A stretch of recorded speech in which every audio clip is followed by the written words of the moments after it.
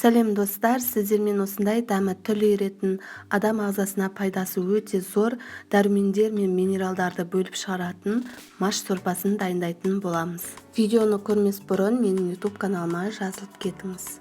Алдымен қызып тұрған майымызға етімізді салып, жақсылап қуырып аламыз. Содан соң пиязымызды саламыз, оны да жақсылап қуырып аламыз.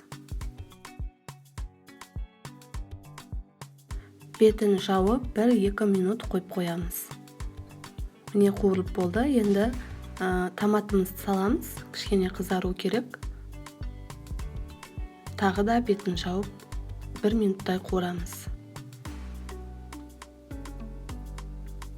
Содан соң суымызды құямыз. Бұл 5-6 адамдық тамақ.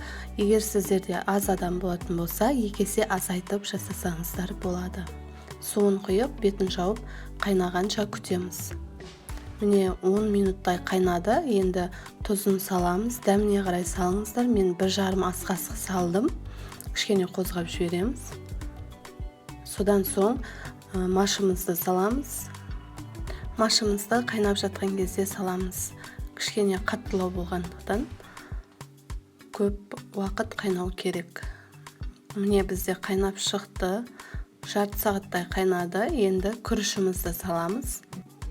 Содан соң 20 минуттай қайнатамыз. Бетін жауып қайнатамыз. Міне қайнап болды. Енді картошкамызды саламыз. Тағы да 20 минуттай қайнатамыз. 20 минут өткеннен кейін картошканың піскен-піспегенін көріп алыңыздар. Менде барлығы толықтай пісті. Енді кесемізге құйып, дәмін татып көреміз.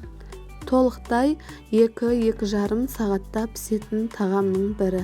Дәмі өте керемет болып шықты. Сіздер де жасап көріңіздер. Сіздермен болғаны жан сая.